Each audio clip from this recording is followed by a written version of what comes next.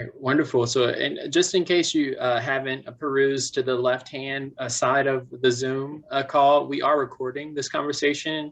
So basically what we'll do is we'll have it recorded with the closed discussion amongst ourselves.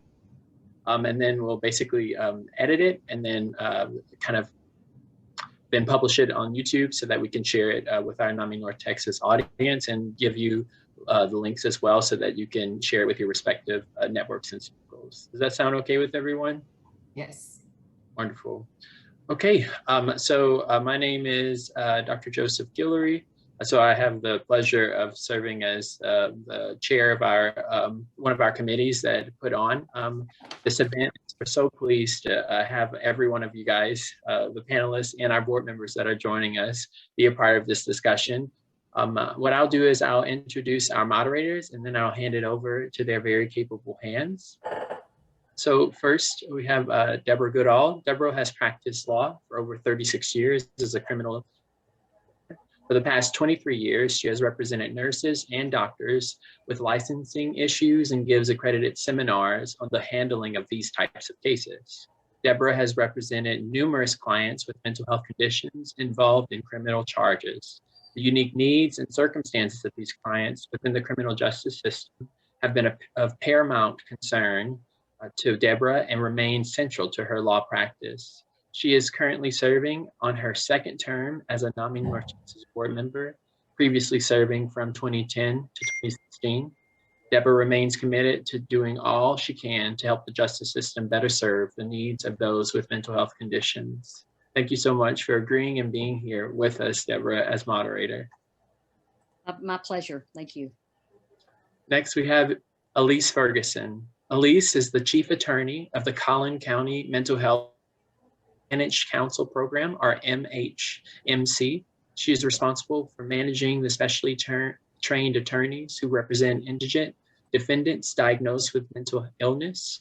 In December 2020, she was appointed to serve on the Judicial Commission on Mental Health and serves as the chair of the Texas Criminal Defense Lawyers Association. Ms. Ferguson presents on the topic of mental health and the Managed Counsel Program in Collin County. And she has been a guest presenter at national conferences as well as various conferences around the state. Ms. Ferguson is an advocate for mental health services and works to further services for both the treatment and care of persons with mental illness. It is a pleasure to have you here with us, Elise, and thank you so much for agreeing to moderate. Thank you, Joseph. With that, I'll hand it over to Elise and Deborah. All right, welcome. Let's start by having our panelists introduce themselves so we can learn a little about their background. Ms. Syed, can we start with you? Absolutely. Hi, everyone. My name is Sonia Syed. I am the assistant district attorney that's assigned to the mental illness court for Dallas County since July of 2020. Prior to that, I actually joined the DA's office April of 2020 and was assigned initially to asset forfeiture, but then quickly moved over to the mental illness court docket, given my litigation experience prior to coming to the DA's office. I was actually with the city attorney's office prior to the DA's office for about 6 to 7 years as a general litigator out there. Thank you very much. Who do I have next? Let's see here. Mr. Calkins, or Major Calkins. Hello, nice to be here. My name is Todd Calkins. I'm the general administrator in Rockwall County. I've been here almost 19 years. I grew up in this jail. I spent more time here probably than in my house. I sit on the North Texas Behavioral Health Authority board. Been on that for close to, it's almost more than 5 years now. Besides that, I like taking care of people, from inmates to my officers. Besides that, it's all about them. I'm just the person that holds up them to do better every day. Well, we appreciate having you. Mr. Atkins. Hi, it's Mrs. Kelly Akins. Oh, I'm sorry, Kelly. I was looking at the names and not looking up. Thank you. That's okay. No T. Okay, so I'm the Director of Behavioral Health in Major Calkins Jail. So I'm kind of the LPC, boots on the ground, inside with the inmates. I work with the district attorney's office. I work with the magistrates. I work with the inmates. I work with, like, I'm kind of tentacular, you know. I work with the families. I work with rehab facilities and mental health facilities and just everything I can do to advocate and help an inmate straighten out, stabilize, and not come back to the jail. That's my all day, every day. Great, thank you. We're so glad to have you. Thanks. Start with our first question, and I'll direct it to Major Calkins. What does mental health play in the justice system? Oh my goodness. It's Well, kind of first off, become the role. yeah, well, the justice system needs to protect the life and liberty of the individual that we're dealing with. And sometimes we lose that effect on people because everybody just wants to get their case done and shuffle them on down the road. We take it a little bit differently here in Rockwall County.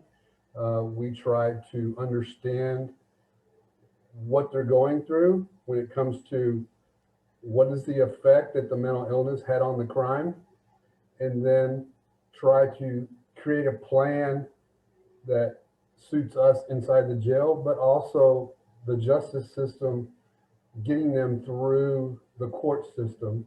And then once they get through the court system, if it's determined that they go to a TDC facility, or if they get released, what kind of services can we provide them, connect them, so they don't ever have to come back here? Because I don't, when I started this in 2002,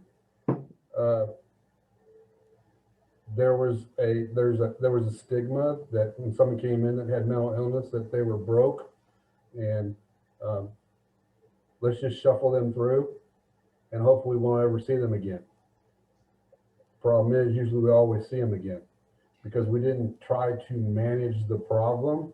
You're never going to fix the problem. You have to manage the problem to get a better reaction from their behavior, to figure out how we can get them on a better track in life than what they encountered that one time dealing with the justice system. So it's all about getting a roadmap for them to achieve their best life with.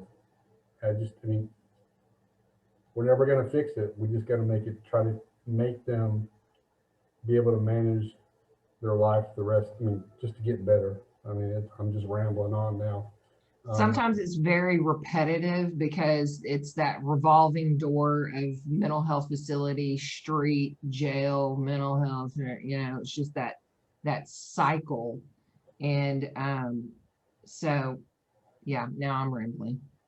So, you know, it's like you get them stabilized and they go back out. Some very small percentage will stay connected to Metro Care, will stay connected to Lakes Regional and stabilize and be accountable for their own mental illness. I stress that a lot. You know, you've got to be accountable for your own and responsible for your own mental illness, because they just keep putting it off on their family members. The families are worn out, you know? So I try to get them independent, but it's a process. Yeah, and we started this process, and Sherry was a part, Cusimano was a part of this when we had nothing in Rockwall County, and then we created our program, and we brought the DA, we brought all the players from the community in to try to establish the program that we do have here in Rockwall County. And it took it was a lot of education to the courts, the DA, not so much the community support that we were getting. It was trying to get everybody involved on the same page to get people who do commit crime, that have mental illness or of substance abuse, because they go hand in hand, to get them on the right track. And we've been we're pretty successful here in Rockwall County. We do our best, but we're still educating all the time when it comes to the criminal justice system, because I have a lot of judges that are set in their ways, and sometimes they don't like to change. But if we show them the benefit of what we're doing, they've changed a little. So we're still working on that. It sounds like you both hit on a key element that we need to keep focused on, and that is looking at the holistic approach to it and the other areas, not just the mental health. So that's great work. There's many different mindsets. There's many different mindsets. Absolutely. Absolutely. Ms. Syed, I know you're primarily in the civil court, but I wanted to see if you had anything you'd like to add to mental health's role in the criminal justice system. Oof, Elise, thank you for asking that question. And because I am just extremely unfamiliar at this time with that side of mental illness in the justice system, is the criminal side, and really, quite frankly, even the process, I think I would rather shy away from answering that question. I mean, I have my own opinions, but because I'm here in the context of the district attorney's office, I don't want to speak out of turn and say something that I think might not be consistent with what our process is and what programs we may have implemented. I mean, I hear things, but again, working from home for the last 8-9 months, not being able to even see people in person. I've yet to even meet Kendall in person. I think at this time, I'm unfortunately not equipped to really answer that question. And I apologize for shunting it, but I swear when I know something and I can talk about it, I will give my input on it. That's wonderful. We do have a couple more questions that are probably more related. Thank you. So, Major Calkins, if there's a mental health concern that arises in the jail, what steps are taken at the jail to address the concerns? Well, usually we identify that at the intake process. The Texas Commission on Jail Standards has a very specific questionnaire that we go through to identify individuals coming in. We also do an interview of the arresting officers, see if they have any input in any behavior that they observed during the arrest, during the transport, and then when they showed up in the Sally Port. So then once we identify or potentially identify the triggers, the thinking someone's Jesus, or I listen to my friend all the time, but you can't hear him. I mean, there's all those little clues that we listen for, and then not only during the intake, then the supervisor will then do a follow-up interview with that individual to delve in deeper to see if I'm getting the same kind of answers or if I'm getting different answers. So it's just kind of a backup. But then when that happens, those clues are then identified, and then report is written, and then Kelly takes over by making a contact with that individual, usually the next day. If they're not in crisis, we can manage that pretty subtle. But if they're in crisis, then we have to step it up a level and do some other things to make sure that they don't hurt themselves, or listen to their voices, or do anything that's not reasonable on an everyday basis. You're muted. I have to unmute that. Calkins, I know that once you're seeing somebody, you probably already know there's some mental health issues at that point. Yeah. What do you do to address those? Okay, so after the intake, they have to notify the magistrate that there is someone mentally ill in their jail within what, Major Calkins, 12 hours? 12 hours. Yeah, so I'm on that email strand. So I have a spreadsheet every year, and I analyze every single inmate that comes through the jail. So when they flag on different levels with me, it determines, do they need a suicide watch? Do they need a suicide risk assessment, or do they need a mental status exam? And then it just keeps prompting other evaluations, depending on how sick they are, you know. But I gather all the information as far as, you know, and most of them will just tell you, I'm bipolar, I have schizoaffective disorder, and I take this medication, that medication, and this medication, because they do want their meds, you know, for the most part. So then I work with the medical staff to continue that medication so we can keep them stabilized, or I work with them so that they can get with MetroCare or Lakes Regional, wherever they get their meds, and we restart them. So if they stop taking their meds and start shooting heroin, we can detox them medically and we can get them back on their meds. So jail is where you can come and get the mental health care that you could if you went to Parkland, you know.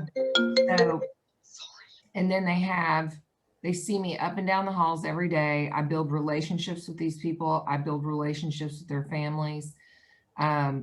I've been at the jail for almost 5 years. So I've created this database, and it has thousands of inmates in it. And so I have evaluated them 3, 4, 5 times by now, you know.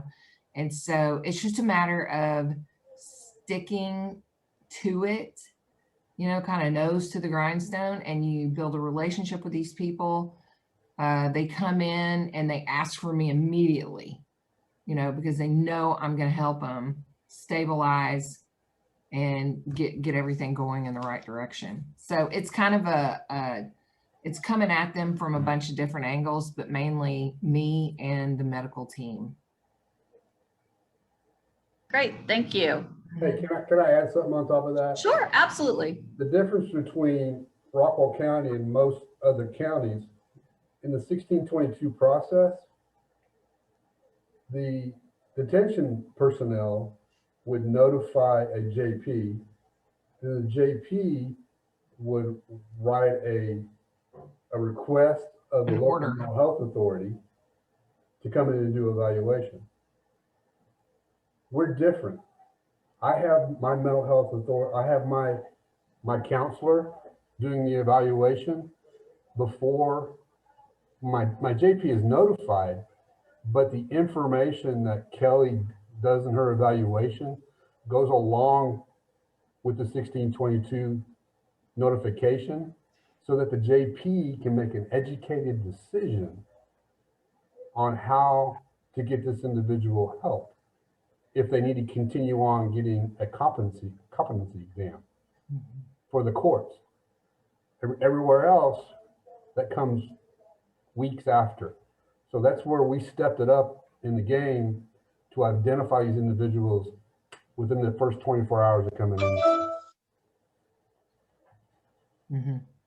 So I want to ask now what your thoughts are on jail diversion programs and what some of the strengths and weaknesses you see. And Ms. Syed, if this is one that maybe you could answer, I don't know if you're referring any of your criminal cases out to the civil side as a diversion.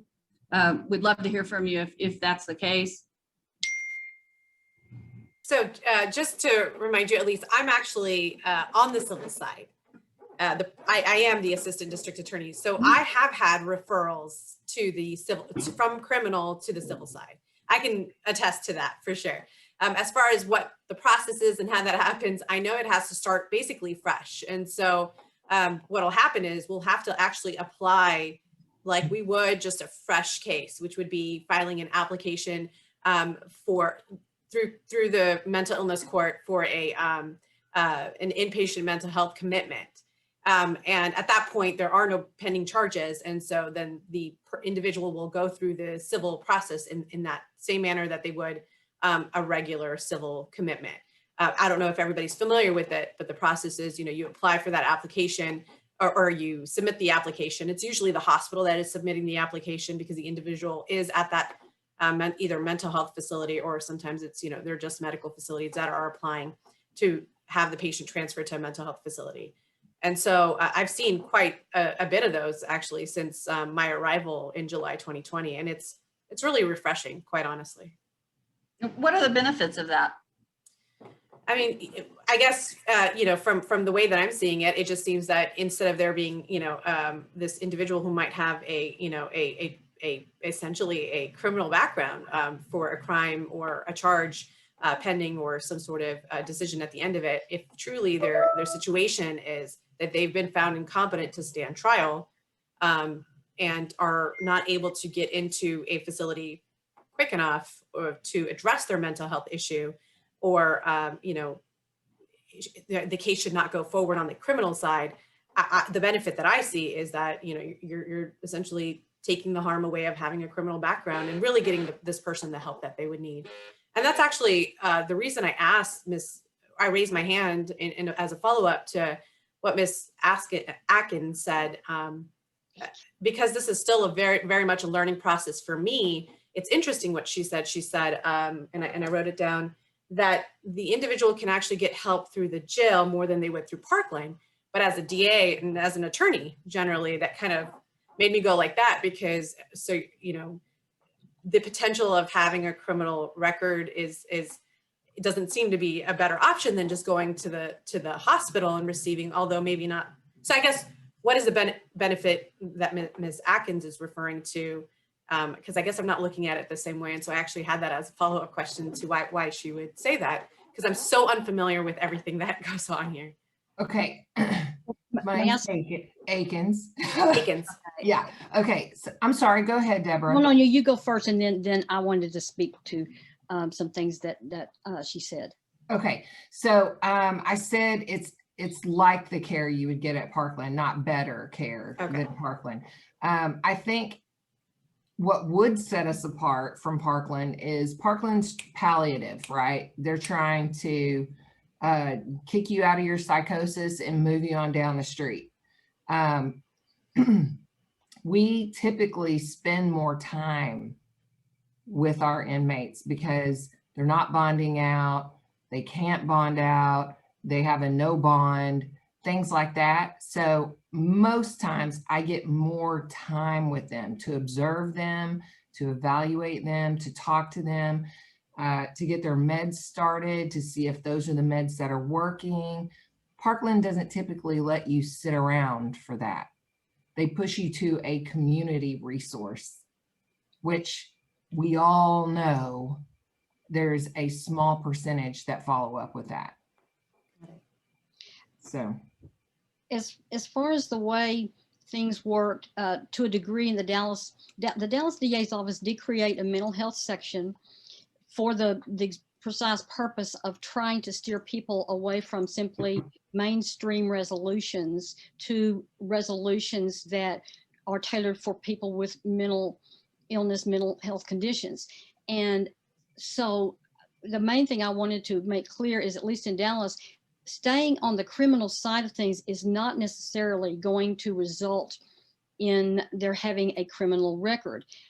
It doesn't always work out that way. It's very collaborative. It's not at all, in most instances, or that's from my experience since that unit started, we work together trying to figure out the best solution.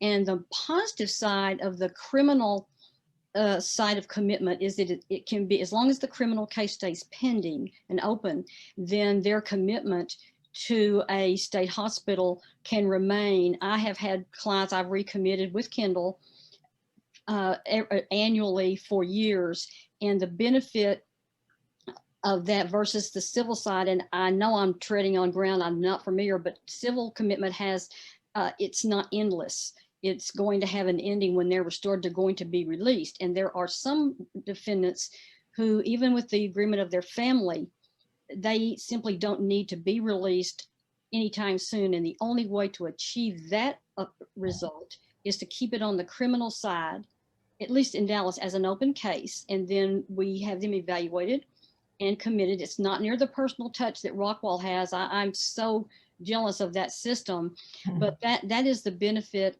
of keeping in the criminal side. You can, if they need the help and the commitment, and commitment can help them, then that is where the criminal side is a much better resource to help to obtain that long-term care in Dallas at any rate. I think we can all I was agree. going to It's say, I'm sorry, chronic. go ahead. It's chronic. Go ahead, Major. So the difference between our North Texas Behavioral Health Authority compared to other counties is it encompasses 6 counties, not just Dallas County, okay? And most of those counties do not have psychiatric hospitals in them.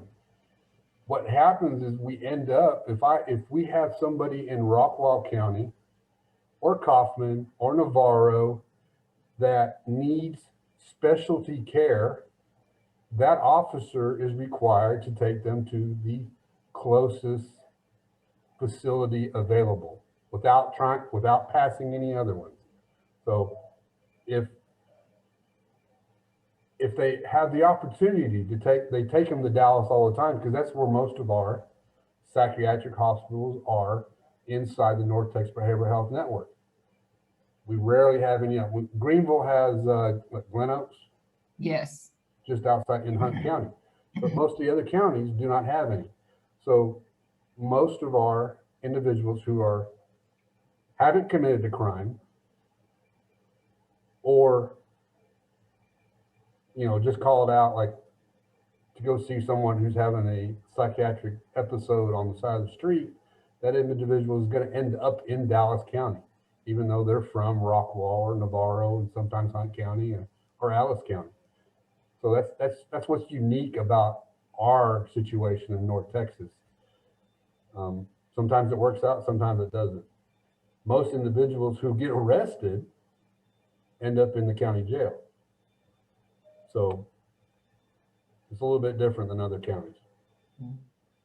Major Calkins, is there any special training that your staff has on mental health recognition, de-escalation, or crisis management? Yes, when everybody knows Sandra Bland, that act came out a couple of years ago, and that affected a lot of what we do when it comes to the education of the DOs in the facility. There were some heads shaking no, so you might want to say who Sandra Bland is. Okay, well, the Sandra Bland Act, you can look it up. It was enacted in the last legislature. It was an individual who was arrested by a DPS trooper in, I think it was Montgomery County, down by Houston. And that individual was taken to jail, and a bond was set. And within 24 hours, she committed suicide. In the jail. In the jail.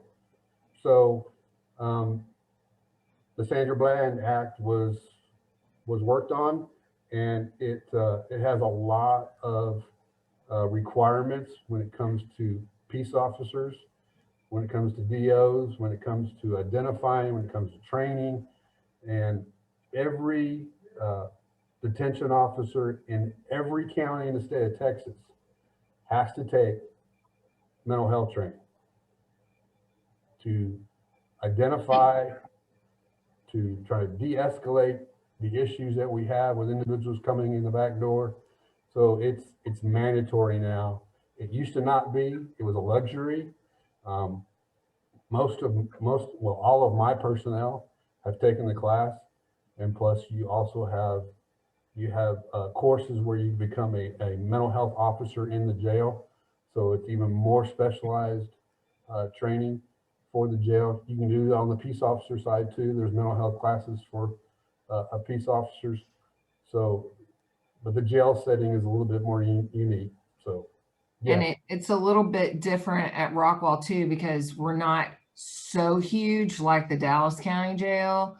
And, when I first started at the jail, you'd have a lot more eruptions in the hallways with the inmates and the guards screaming at them and things like that. But there's been a sea change in the jail, and there's more of an inclination for the officer to put their ego to the side and just try to plug into the inmate and see what is really going on. And, I witness them all the time just kind of drop their voice lower and, you know, try to help the inmate through what is going on. So I think we kind of have that culture of de-escalation right now, and I love it. Thank you. Mhm. I can direct this to all of you, and we will start with Ms. Syed. If a family member is concerned about a loved one with a mental health condition, what is your advice to them? You know, I can speak to the process, and it's really what I've come to realize in the short time that I've been doing this is that it's really unfortunate how little people in the community, I mean, even family members of those who have mental health issues and have had them for a while are even aware of the process. And so as far as Dallas County is concerned, I think that, you know, if the individual is an imminent threat to either themselves or anyone around them, the immediate thing to do is to call the police. And officers are, you know, permitted to, I'm sure everyone is familiar with the term apprehension by a police officer without a warrant. And that's under Chapter 573 of the Texas Health and Safety Code that allows an officer, a peace officer, to apprehend an individual and take him to the nearest mental health facility if they determine that that the person has a mental health illness.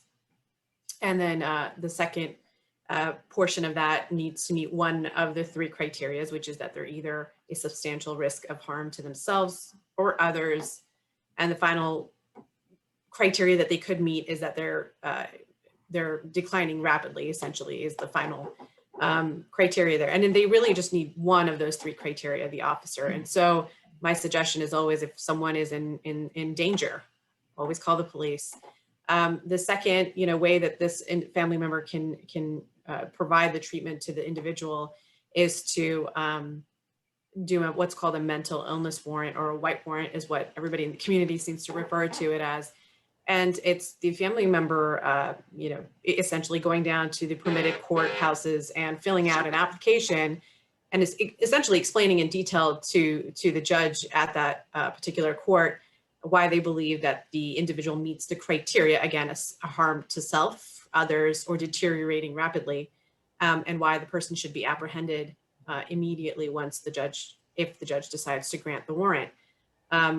There seems to be a little bit of a delay, I've noticed, in the warrant sometimes being served, because if it's after hours, then the officers or the constables in Dallas County are gone for the day. At least that's my experience with justices of the peace courts.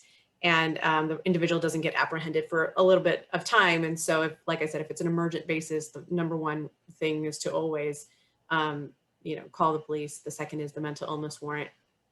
And then the final thing is, you know, if you can convince the individual to go down to the facility themselves and sign themselves in and get them, you know, the help that they need, that would be another way. And, you know, I understand that sometimes that might not be an option. And so you always have the other two. Those are the three main ways that essentially the code does speak to. There are other ways that could potentially have someone committed through an order for protective custody, but we can discuss that in detail once another question comes up.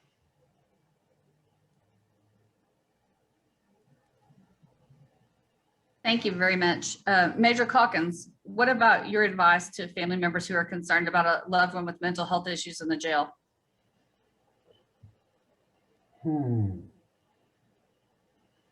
When it comes to individuals who are in the jail, I just want them to know that all I can speak for is Rockwall County, okay? That we are doing everything we can to get them through the process and then get them hooked up with services once they leave. I never have a problem talking to family members or allowing Kelly to talk to family members about the treatment that they're going through in the facility, because it puts them at ease that no one else has helped them. They're not getting any help out in the community. All of a sudden, they did commit a crime and they are in jail. But I want them to know that we are doing everything possible to get them on the right track. They are a person, they're a mom, they're a dad, they're a brother, they're a sister. We treat everybody the same in here because somebody loves somebody on the outside. And we want to make sure that that individual gets out of here and gets to go back home with their loved ones. A lot of times, the families are overwhelmed with, especially with the younger people like that have emerging schizophrenia, in that age range of like 18 to 26. They're so not prepared. Their adult child stops going to college, loses their job, their friends go away, they're up in their room talking to themselves. They've got no idea what to do. They don't even know what's happening. So, but, someone over 18, their parents can't make them do anything. And they have civil rights. We say at the jail all the time, it's not against the law to be crazy. If they want to refuse treatment, they can refuse treatment in or out of the jail. So, a parent can only do so much. But once they get in jail, then, we can kind of get them on board because there's leverage there, right?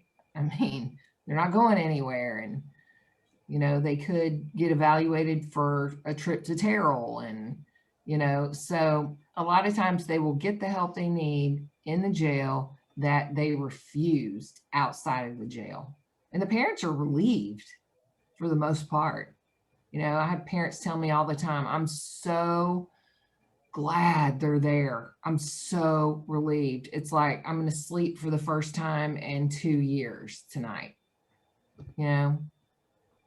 So. But I have 3 of my own kids at the house, but I have 250 in this jail every day. Yes. Okay. I treat them all the same. My staff, it's what we do. It's just compassion. Yes, they committed a crime, but you got to be a human. And we're not part of the punishment. No, I'm just here to keep them alive, get them through the process, and then get them help on the way out. Great, thank you so much. I'm going to turn this over to Deborah. I am very sorry, but it is 15 minutes till 5, which is when every emergency happens at work at the jail.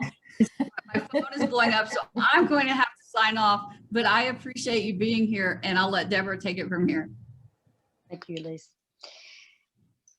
This is really, I think, could be answered by all 3 or any of the 3 of you.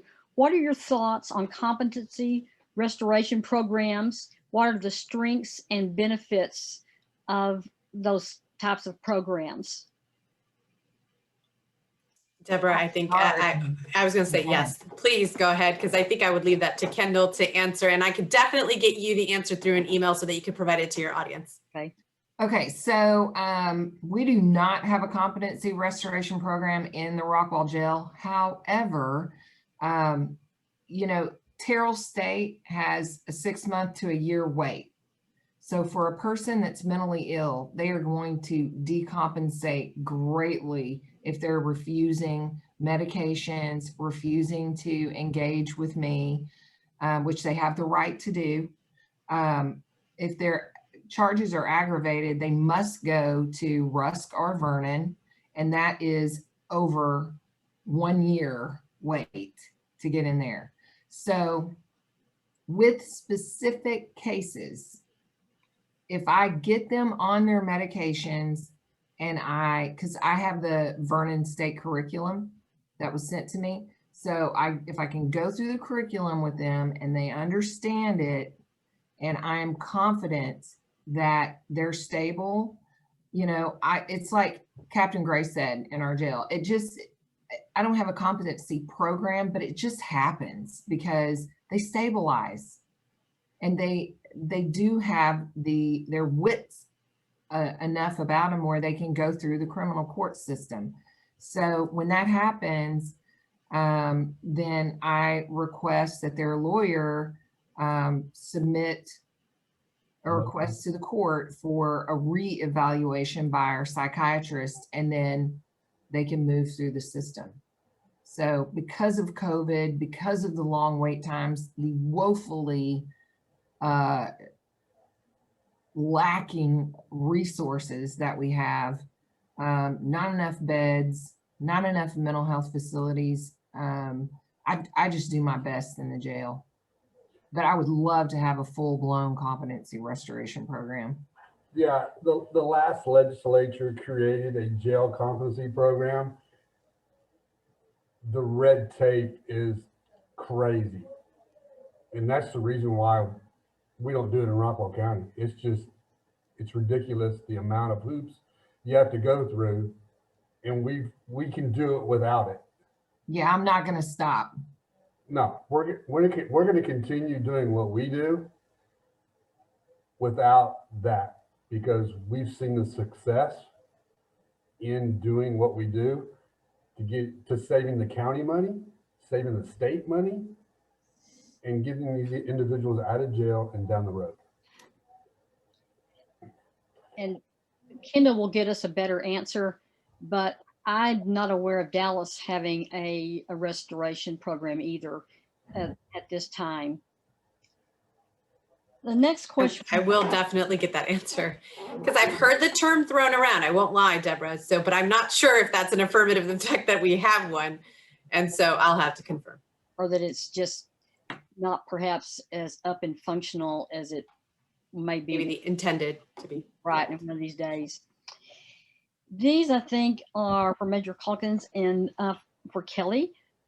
How can incarcerated individuals with mental health conditions and their loved ones advocate for themselves? And I want to add a little bit to that question, such as when there's a situation where maybe the loved one feels like their incarcerated loved one is not getting what they need or meds or whatever, and perhaps the incarcerated person is calling the family and saying, hey, I need this, I need that, and nobody knows on either side of that family situation how to advocate to get those things done. Well, or try. The North Texas Behavioral Health Authority has contacts in each one of the jails that's in their counties. So if an individual feels that they are not getting the proper services they need, is I would call the North Texas Behavioral Health Authority, and then they can go investigate. That's the best way. I mean, because when it comes to jails, I'm telling you, the jail administrators are very close knit, and they try to keep everything hush hush in those things because they don't want the Texas Rangers, they don't want the Texas Commission on Jail Standards knocking on their door, doing a surprise inspection saying, hey, what's going on? There's lots of things that you can get accomplished by calling the North Texas Behavioral Health Authority, because Chad has all the contacts to all the jails and all the counties that he's over. And let me tell you that it's off my radar if that ever happens, because if they want to get on their medications, even if they have never been on medications and they want to get evaluated for medications, we can do that. And I will do it immediately. If I talk to their parents, and I do, they'll tell me what medications they're on. You know, sometimes it's a matter of they're advocating too much and the inmate needs to advocate more for themselves. But, you know, it sometimes takes a catastrophic incident like coming to jail to kind of wake them up, you know. But no, they have access to that, and that's not an issue at our jail.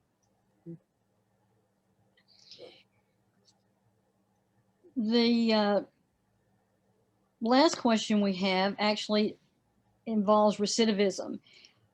And what ideas or existing programs does your institution have that target recidivism and successful reentry? And are there any new evidence-based practices? Well, I can take that. Okay, so if someone needs housing because they have drug addiction, they detox in our jail, they get on their meds, they're stabilized, they want sober living, they've kind of worn out their resources with mom and dad.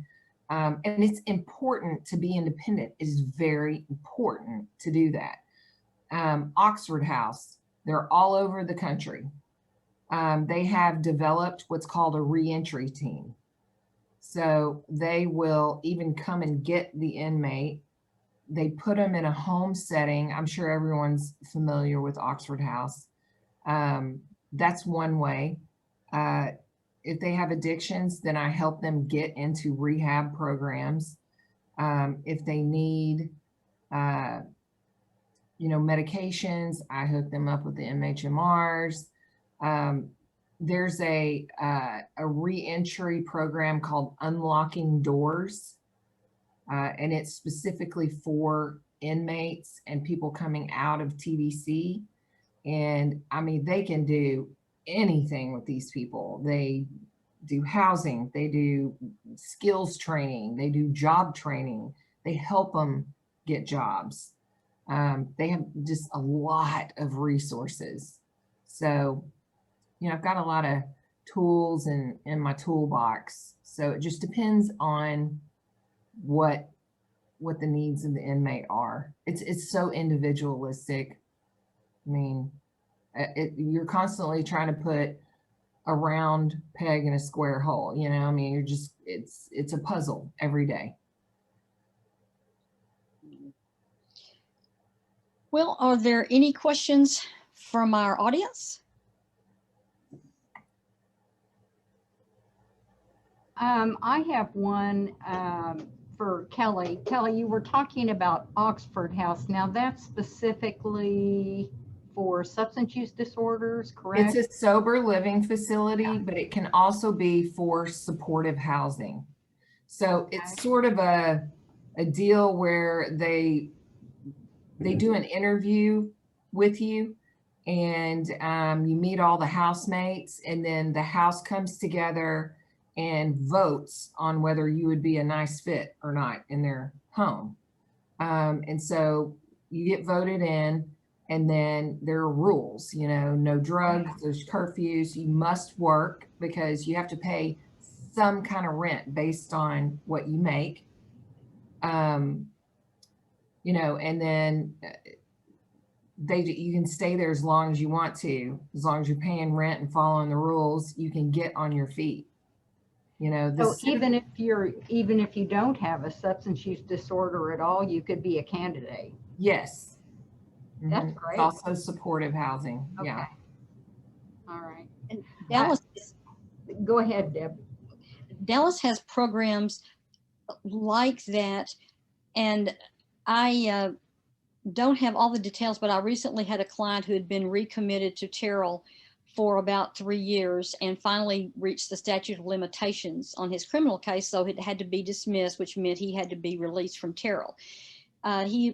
His mother was still not able to have him live with her, and so between Kendall, the DA's office actually put the mother in touch with various, I don't think it was Oxford House, but various programs like that, because he is severely mentally not able to function well at all. So I don't know that he would fit, but I'm just bringing this up to say that there are, at least in Dallas, there are a wide range of programs that can fit even the people who, frankly, none of us thought would be able to live outside of an institution. And this has been, I'm going to knock on wood here, 5 months, and he is still doing well enough that we have not seen him re-enter the criminal justice system. And so I know, and his mother told me that the resources were great. So for anybody who's watching, who's in Dallas County, those things are there, and the specifics can be obtained with our help or through the DA's office. With a Google search, really, True.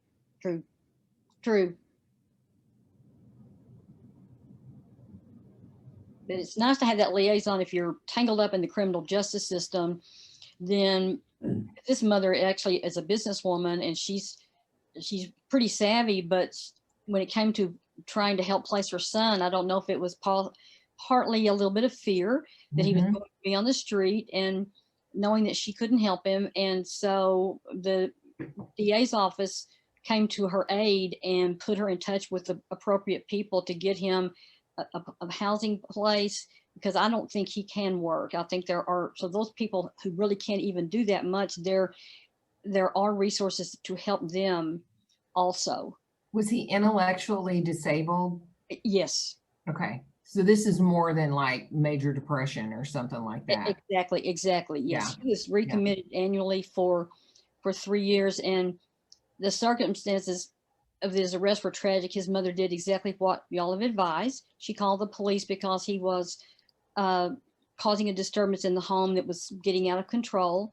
Mhm. And officers who weren't trained in mental illness came. And when he flailed about, of course, his hand struck one of their bodies, and there he is, assault on a police officer, and a very serious felony. He was never competent to stand trial, so we committed him to jail repeatedly, until the statute of limitations ran out, and that's when we had to embark on these services, and that I was frankly greatly relieved, because I don't always know about, even though they're my clients, I don't always know about that end stage as far as beyond the criminal case, what are they doing exactly. And so I was very gratified to know that even for the severely intellectually disabled,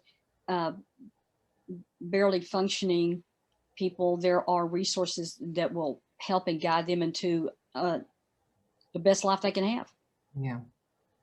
And actually, Deborah, that you brought that up recently here, we had a similar situation. And so this is the first time that I've seen, since again, in my short time that I've been here. And actually, I think Kendall said this is the first time that she's probably done something like specific the way that this case was. But sometimes you may even want to then switch, when it's timed out, statute of limitations, switch it over to civil commitment. And so the process is actually there under the Code of Criminal Procedure. It's actually pretty smooth, and you don't really pay attention to that side of it, of how smooth it can be of a transition, because you're so caught up in just your own area or whatnot. I was, at least. And so it was really nice. She brought it to my attention. She's like, what can we do? And I was like, I'm so glad you contacted me, because this seems like a really easy process after reviewing the law. Well, I think we were afraid in this other case is that if somehow he got to the point that somebody deemed him restored, and he would simply be released onto the street without the resources. So that's why we tried to do it. But I'm glad to know that option, because other cases where the condition is not so severe, that would be a great option. But we were very fearful of him simply being restored and nobody being notified, perhaps, or released to the street. And then where would he be in the way? So yeah.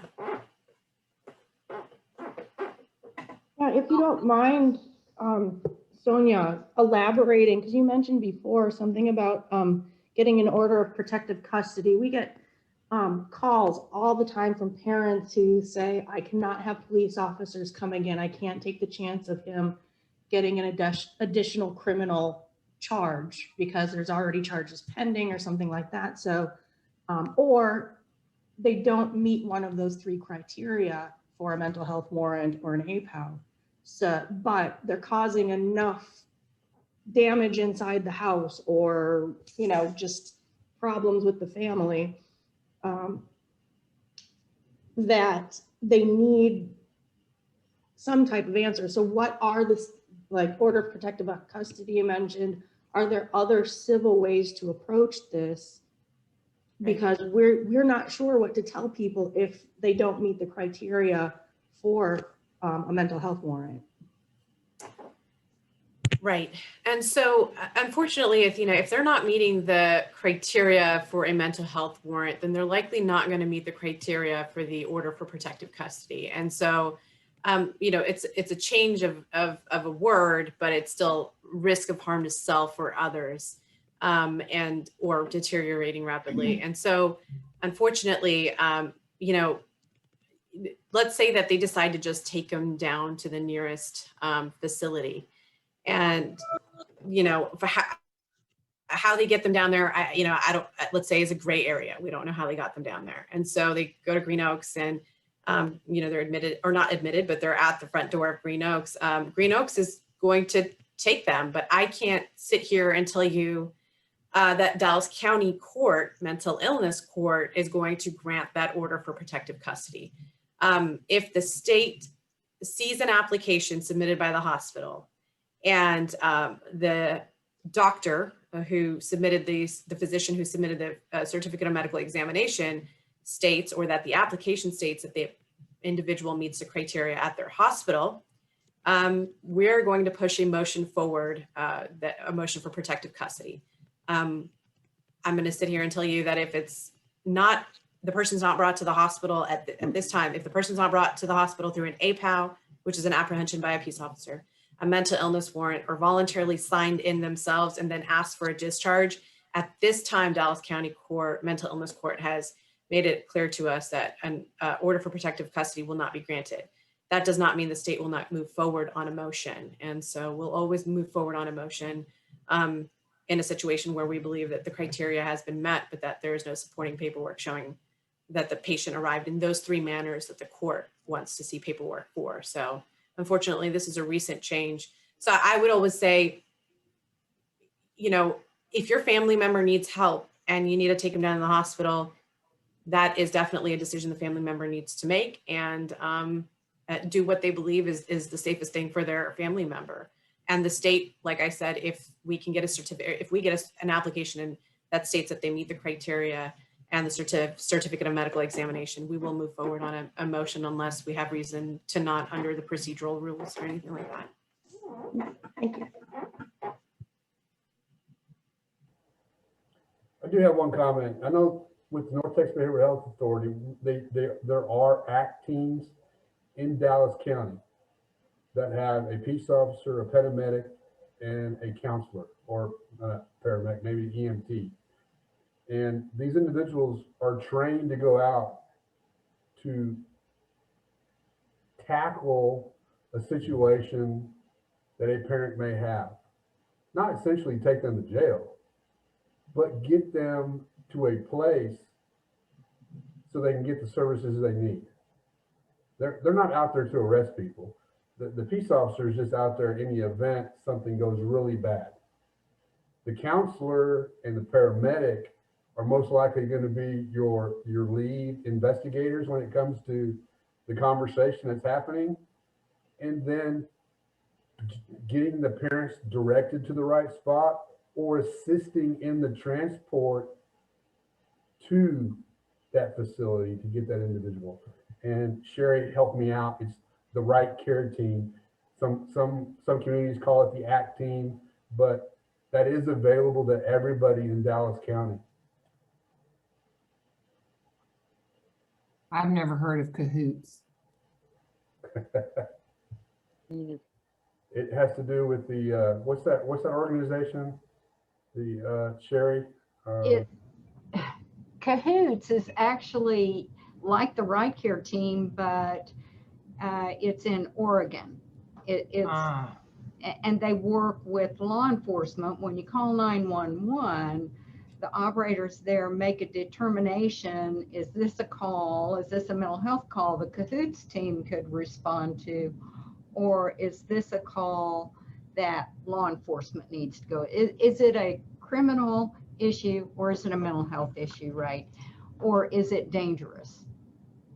So it's kind of like right care, but the Cahoots team really typically doesn't involve law enforcement, I suppose, unless there is a danger.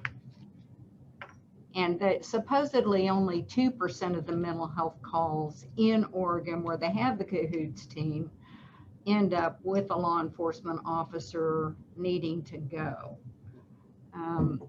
I think, you know, it's something they thought about for Dallas, but they decided to go with the Right Care team. And it is expanding throughout Dallas. So, but you also used to have ADAPT that used to go out. The mobile crisis team, yeah, yes. The mobile crisis team. ADAPT went away, and Transit Care took over that contract. Yes. So the Transit Care will actually go to someone's house, and if they voluntarily will accept help, they will transport them where they need to go. Right. I just want to say, I've not met you before, Kelly, but I'm very impressed. Thank you. Yes, and I'm not surprised because Major Calkins, taking her away. Todd has been so committed to excellence in the mental health, the treatment of people with mental health disorders in the jails, and so persistent with looking for ways to make that better over the years.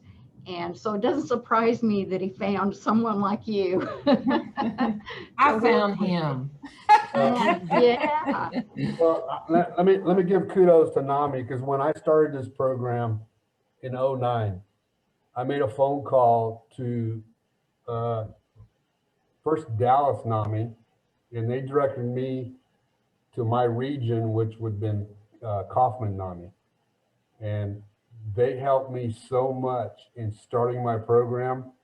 Kelly was actually one of the interns that worked for the previous doctor that was over the program. Mhm. And Kelly is my alpha when it comes to this jail and not saying no. And I tell her that all the time.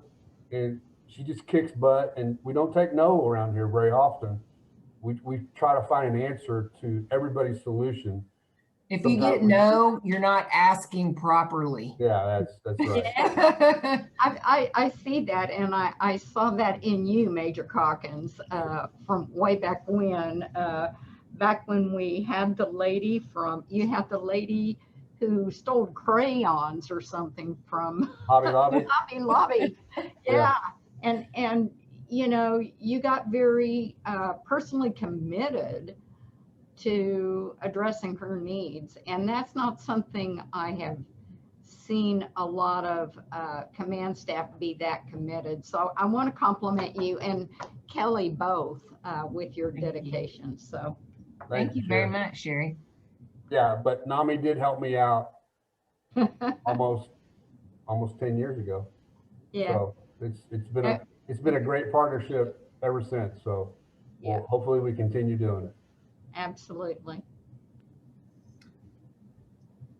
I think that brings us to the one question we haven't asked, which actually helps me out in my position the most, Ashley, is how can we support you and your missions? You said you got a lot of help from NAMI, but what can we do now, and including with Dallas County and the court system and the DA's office and all of that? How can we develop a relationship where, you know, if you know we can help you, you know how to reach out? What can we do? Well, I think I don't want people to come to jail. Okay, I never do. It doesn't do any good for people to come to jail that have mental illness or substance abuse problems. I think there's better ways to get the assistance they need. So I guess we need to all get bigger voices when it comes to NAMI out in the community to educate the individuals that either are ashamed or don't want to be labeled as someone who needs help. And that's sad, because everybody looks at everybody and they start pointing at everybody. Oh, that person's got mental illness, or they got substance abuse problems. We're going to stay away from them. They're still human beings. We got to find a way to knock that wall down and say, it's okay. We're here to help you and to get you where you want to be in life. Either sober, get a job, whatever we need to do. We got to get the word out better than we are now, okay? Because we can always do better in everything that we do. And don't ever take no for the answer. That's my spiel today. Mm-hmm. I appreciate that. And if you find any avenues where we can do that out in Rockwall, it's one of our service areas, and we don't have a lot of opportunities or people requesting us out there. So Right. I would say anytime you think we can be in a discussion, one of us will come out. We will join you. And Yeah. Adina, as far as sorry, go ahead. Oh, no, I'm sorry. Go ahead. You're good. I was just going to say, as far as the DA's office, I mean, you know, I don't know if you're familiar with anyone from the group of individuals who do the mental health on the criminal side, but I can definitely take this back to Kendall and kind of maybe, you know, her and I go back and forth about how we think that, you know, we might be able to utilize NAMI both on the civil and the criminal side, and definitely get back to you on that, especially if Major Calkins is saying that it's helped him create a program, you know, so many years ago. Who knows, it might definitely be able to help the DA's office in some way. That'd Yes, be fabulous. I'd say just, you know, you should have my email address. If not, I'll email you and just set up a meeting. We'll sit down and just explore ideas and try to figure out, you know, how to develop that relationship and be one of those resources that you have as well. And as Deborah said, I think one of my biggest, Deborah, and you know, I'm new to the DA's office. And so you probably have way more experience with just generally dealing with the DA's office than I've had working for them. But I've noticed, especially on the mental health side of things, of criminal, I mean, even Hillary, who was the individual who was in my position prior to, I was astonished by how well connected she was to the community and how much she volunteered her time as a assistant district attorney to, I mean, being on any panel, any possible panel she can to inform the community. I'm so, you know, when you're a lawyer and you don't do that for so many years, it's really hard to get into doing that. And I think her work, she had started her career with the DA's office. So I think being an assistant district attorney, you kind of have that responsibility to community. And so, which again, I'm not used to. And so, you know, when Officer Guillory got in contact with me, I normally, you know, my past experience, I'd be like, oh, no, I'm just going to keep my head in my work. But I was like, no, you know, I think one of the biggest aspects of this position is getting out in the community and helping. And I know our office is extremely always open to that. I've seen my counterpart, Kendall, go above and beyond for people. And so individuals that are, you know, I don't want to call them defendants, but just individuals who are in the jail that need the help. And so I know our office is totally open to it. So. yes. Lee Pearson gave a presentation to NAMI when I was on the board before. He and the lead public defender in Dallas who handled mental health cases came out and gave I thought it went really well. So no, you're absolutely right. That office, or that segment of the office, is very, very open to solutions. And that has been a belief of mine, dealing with families they are defendants in the system. The family sometimes feel so helpless. They don't know about NAMI. They feel like they're out there on their own with their mentally ill child or son, or spouse or whatever. And so they want to throw up their hands because they don't know how to deal with it. When NAMI, I think, through all the courses we have, could provide a bridge. That's why I would really like to see that with the DA's office, some kind of, so when Kendall gets a case like the one I just was talking about earlier, where she has a family member who possibly could deal with the defendant in their home if they simply had resources. And to me, NAMI could be the source of that. They could attend the classes and they could get and realize they're not alone, and they might be able to integrate people from the criminal justice system in their family back into their family life.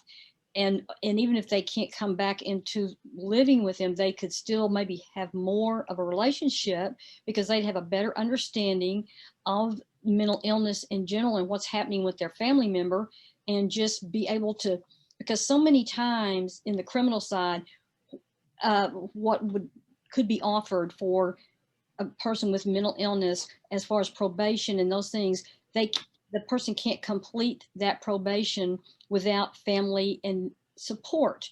And so then there's the family saying, hey, you know, I'm scared, or I don't know how to deal with this, and I don't know.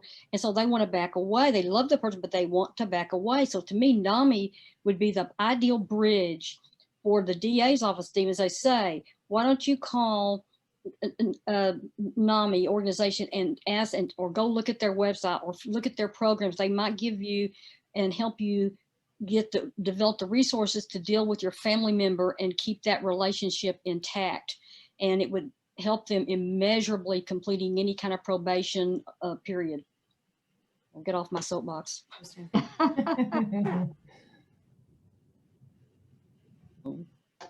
Well, do we have any more questions or comments? Or do I turn it back over to Dr. Guillory to close? No problem. I certainly can. Thank you guys so much for your time, so much for your thoughtful responses, and just being here and being open and supportive means a lot to each and every one of us. this is the beginning of our conversation. I can't stress that enough. This is something that we need to continue to talk about, support each other, develop ideas, create initiatives, right? Get the proper people involved, and kind of make things move, right? As Kelly says, ask the right questions so we get that yes response. Yeah. I look forward to continuing it with each and every one of you guys, and thank you again for your time.